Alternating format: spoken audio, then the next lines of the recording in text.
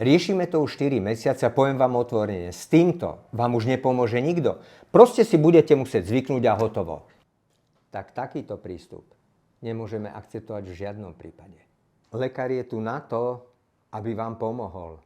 Nie na to, aby mávol rukou, keď je problém komplikovanejší.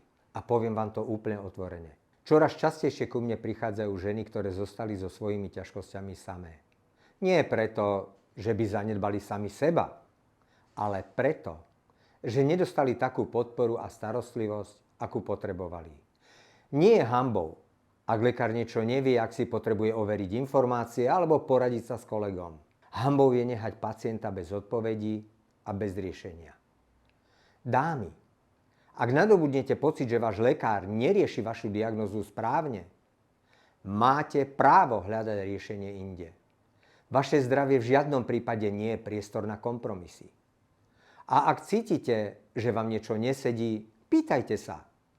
Ak totiž ale nedostanete odpoveď na prvé otázky, pravdepodobne odpovede nedostanete ani na ďalšie. Vyskúšajte názor iného lekára. Vaše zdravie je dôležitejšie než pohodlnosť alebo lojalita k lekárovi. Nečakajte, kým bude neskoro.